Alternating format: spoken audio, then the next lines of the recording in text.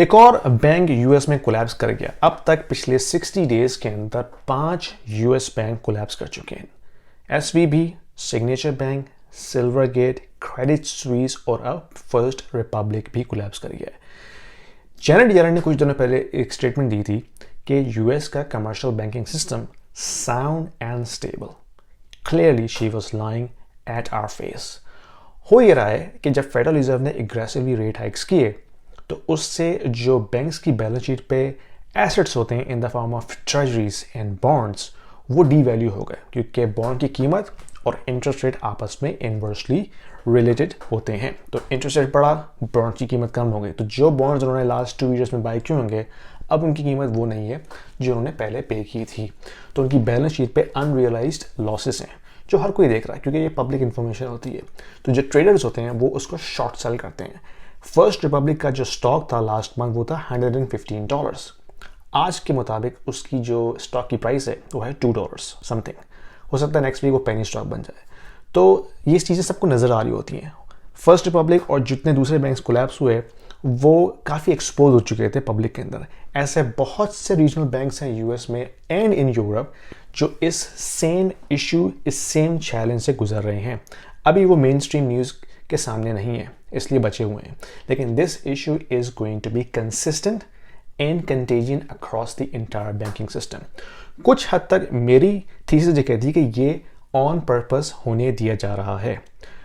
दूसरी वजह यह है कि जो एफडीआईसी है उसके पास इतना कैपेसिटी ही नहीं है कि वो तमाम डिपॉजिट्स को इंश्योर कर सके। टोटल जो यूएस में डिपॉजिट्स हैं कमर्शियल बैंक्स में वो अराउंड $17 ट्रिलियन हैं और जो एफडीआईसी का जो इंश्योरेंस का पूल है वो है $100 बिलियन। तो there is no way they can insure all the deposits.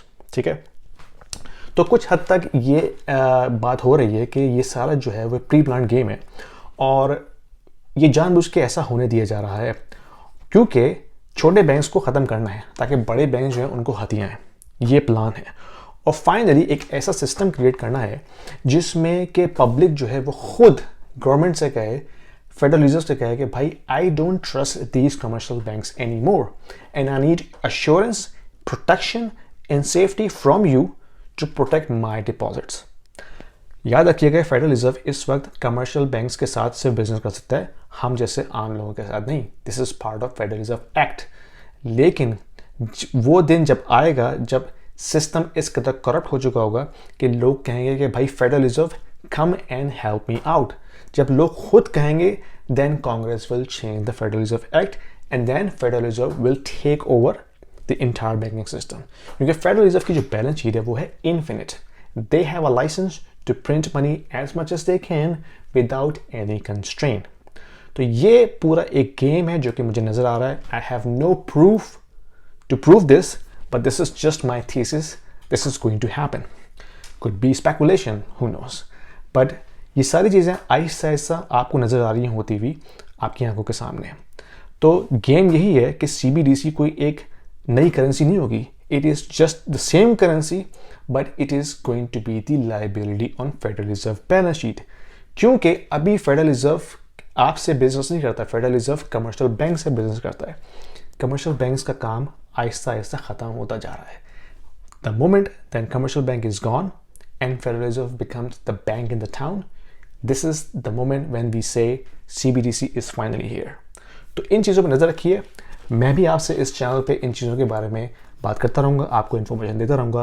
अगर आपको पसंद आई ये वीडियो तो लाइक कीजिए, शेयर कीजिए और लोगों को फैलाइए ताकि सबको ये पता चल सके कि गेम हो क्या रहा है। Thank you very much.